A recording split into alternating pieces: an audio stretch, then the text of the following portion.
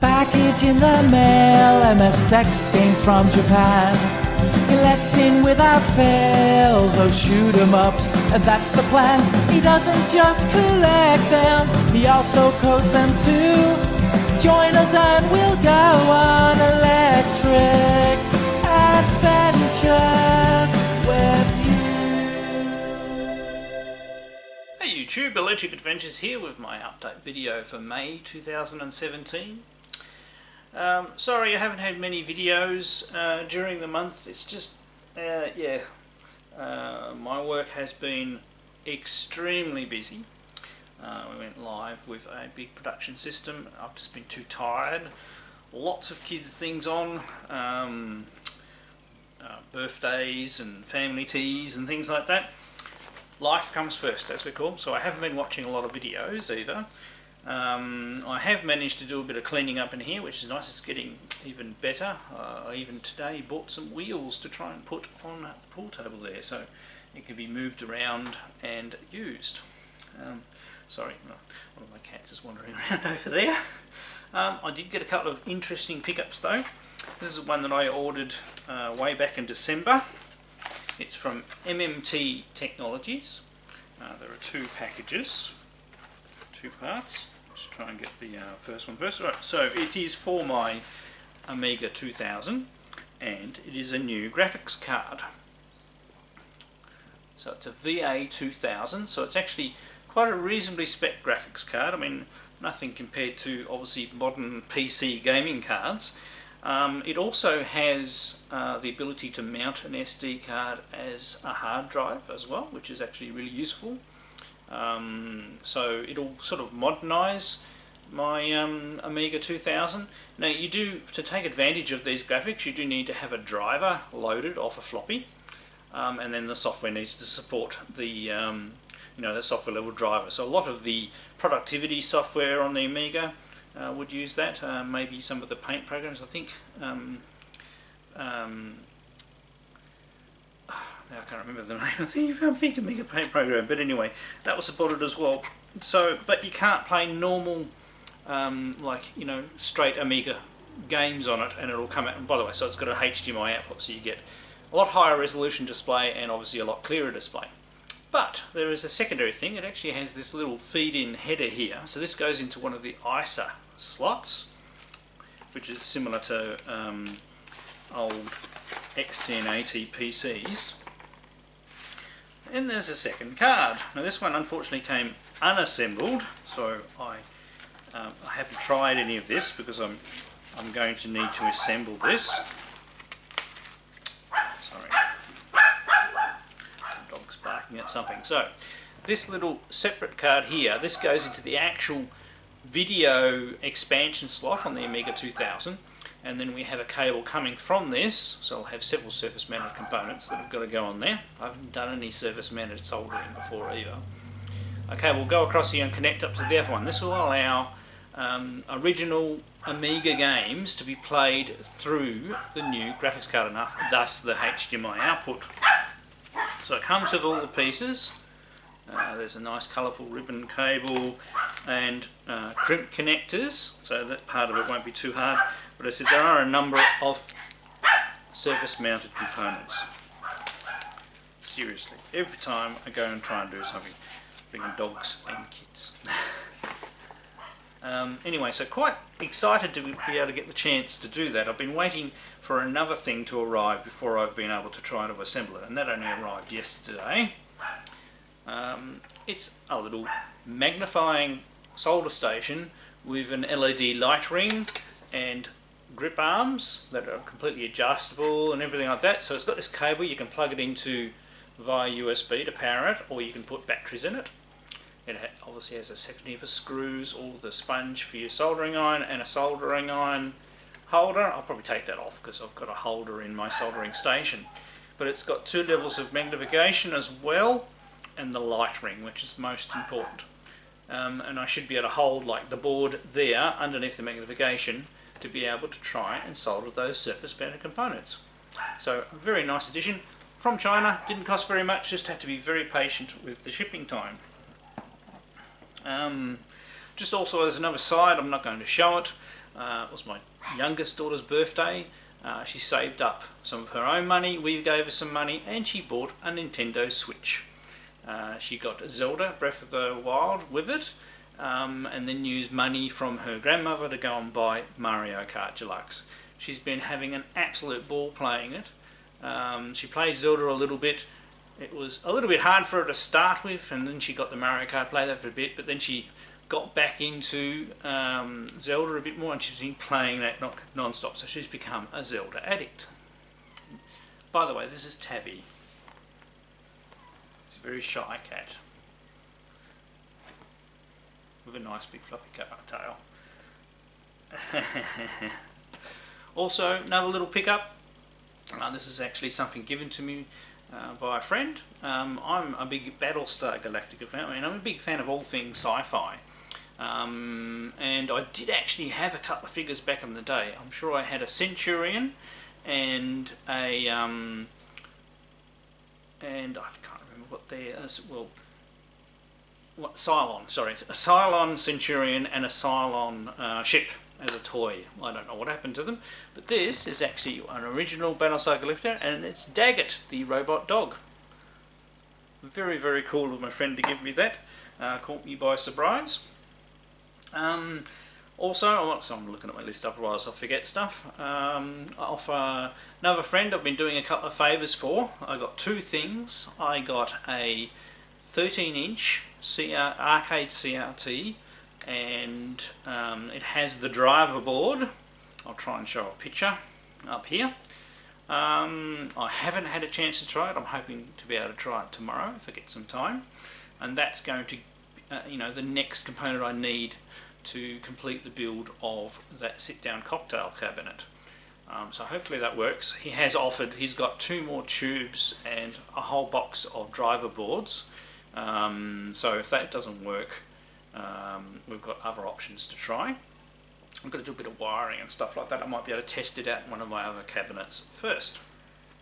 And I'm going to rewire the Nintendo Firework cabinet, which is the one back there that you can see, to make it a normal jammer cabinet, and I'll do a little custom hook-in harness to still allow me to play the Shinobi game, which is non-jammer. But I'm actually quite enjoying having these arcade machines. It's just easier to come in, turn it on, and play games off there. So, and also to that end, I also got, I've left it in the machine, from the same guy. He actually, doing the same favour, he actually gave me the Simpsons arcade PCB. Now, I've never played the game before, but I do believe it is a quite sought after game, and it's sort of like a fun beat 'em up game. I've only got 2-player setups here, but you can actually add another 2 controllers on it, and you can have a 4-player setup if you want it. It looks like a good fun game. So while we're talking about that, here's a little bit of video of me playing it for the very first time, which I did just before I recorded this. Where are we going to be? Yeah. I have no idea what I'm doing. I'll warn you now. I have never played this before.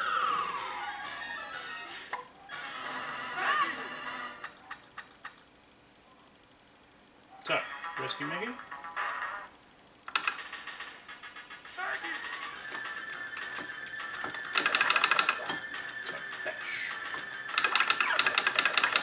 Pick up both things.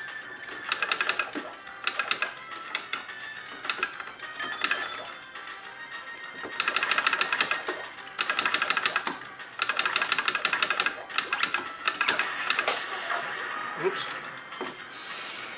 I think I was supposed to do that. Okay.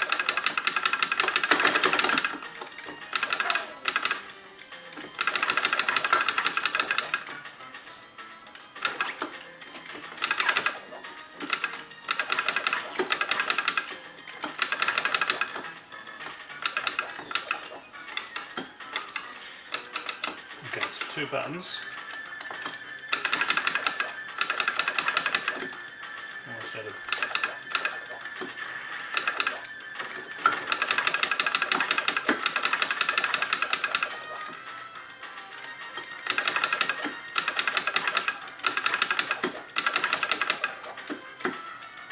missing out on all sorts of moves here.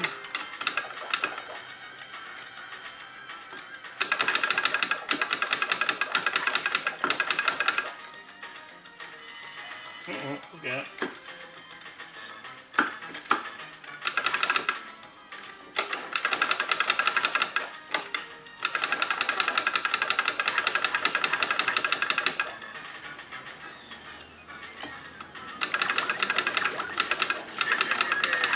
Yeah. Oh, go on, beat it.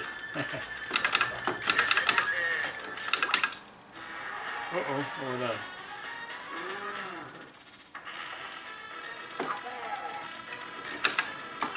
Oh.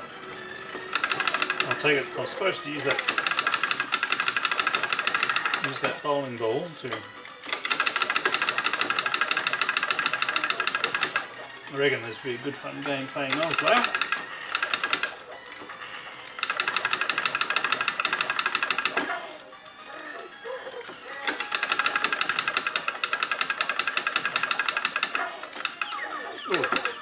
Oh no! How many lives?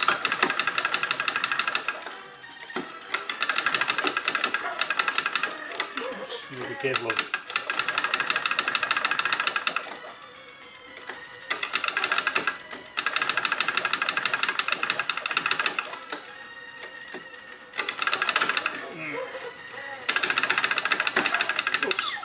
Lost our life. Oh. Not too bad for my first game, I reckon. So sorry about the flickering. Also during the month, and this board is actually intended to go in that Firebird cabinet, and that's what the Simpsons will be swapped in and out of as well when I get that cabinet fixed up, because it has a proper arcade monitor and it's horizontal configuration. I got a 19-in-1 horizontal arcade PCB board that has quite a few nice games on it, like Defender, Stargate, Rally X, as well as new Rally X as well, which is Rally X flipped round the other way. I don't know what that's doing on a horizontal combination one, but it's also got Robotron, Gradius. It's also got Super Mario as well, and a few other games that I've never played before. So I'll be interested in giving them all a play. And just so you can have a look at what I'm talking about, because I'm not holding up a circuit board here, I also recorded a quick play of a couple of games of that. So once again on the same flickering cabinet, so I do apologise. Let's go and look at that now.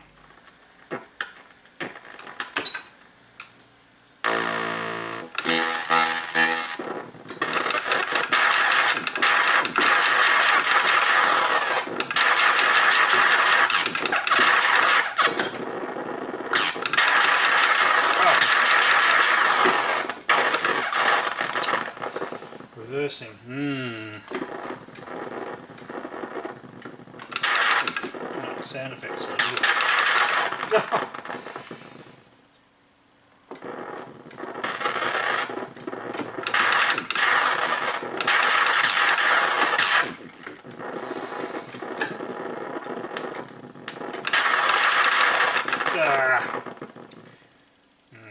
Not very good.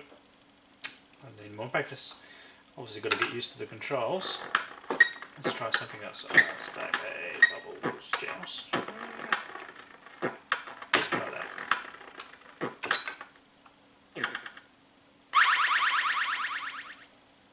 It's not too bad.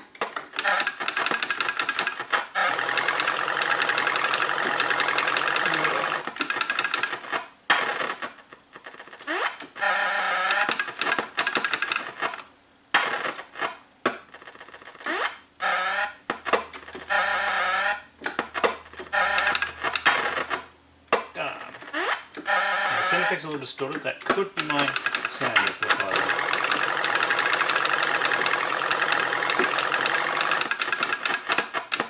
Oh, damn it.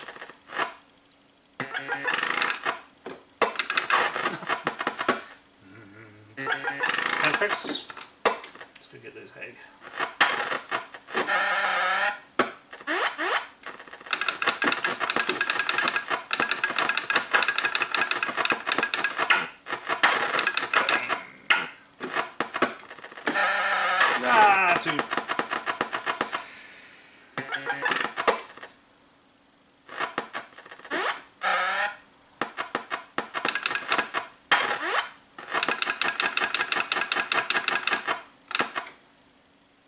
the survival way. Now, douse.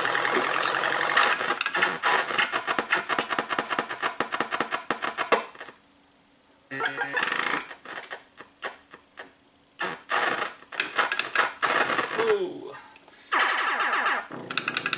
It's actually got saved high score too.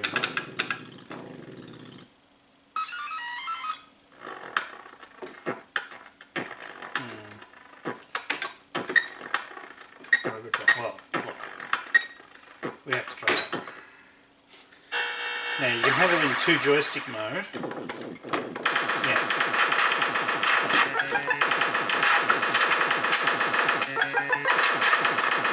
That actually works quite well.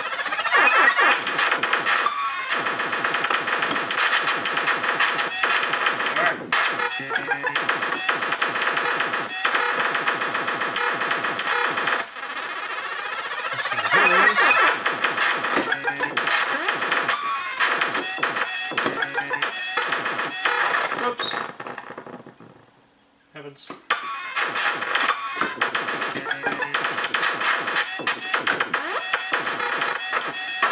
Oops. Getting you to.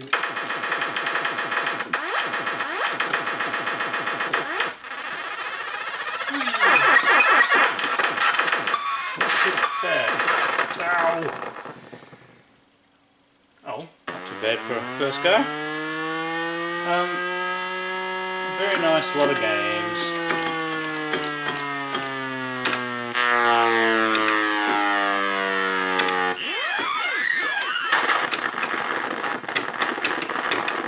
Don't know how you...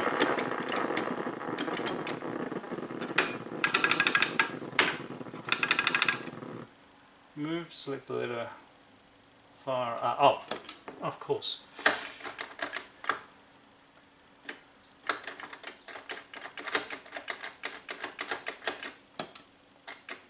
Just like,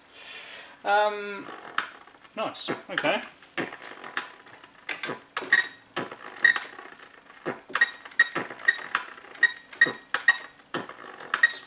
Rally X, one of my favourite games. New Rally X as well, okay. Ghosts and Bombs. Cool. Grace.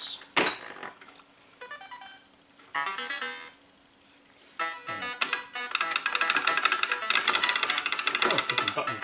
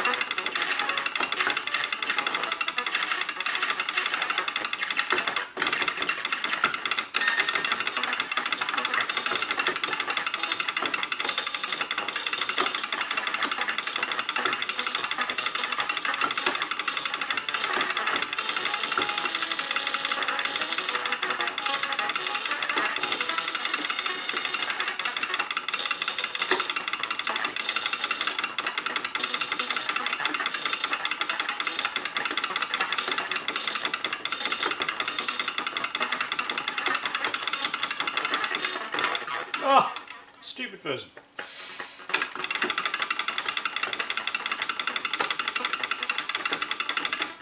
Oh, I'm really close.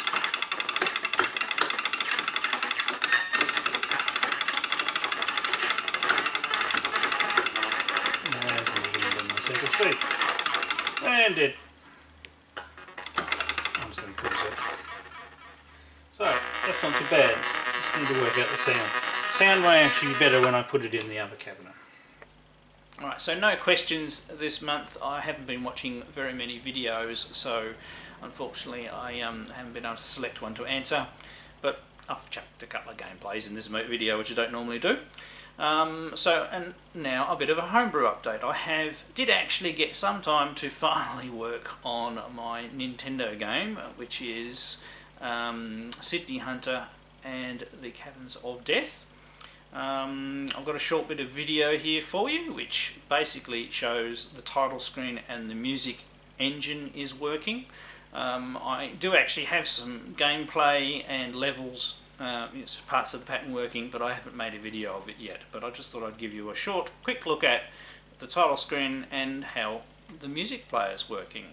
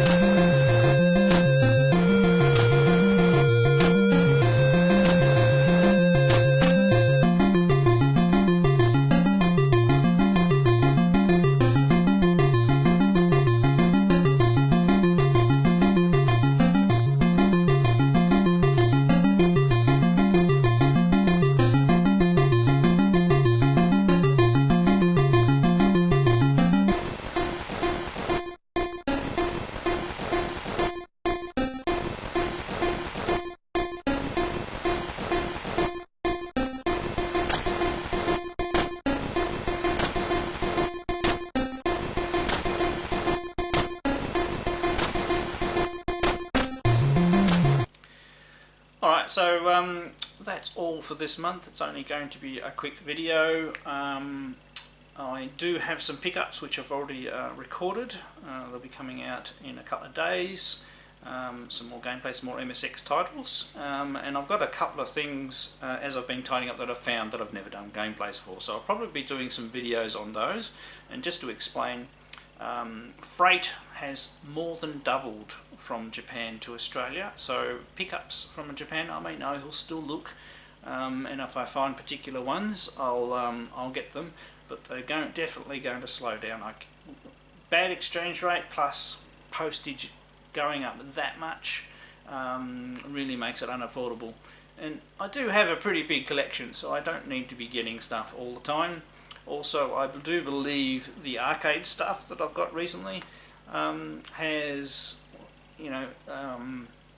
brought my interest more onto tinkering and repairing. So maybe I'll do a few more videos on systems as I resurrect them. I've got a few systems to repair, and as I've been tidying up and finding a few games, so I might just play those games and do a few gameplays from now on.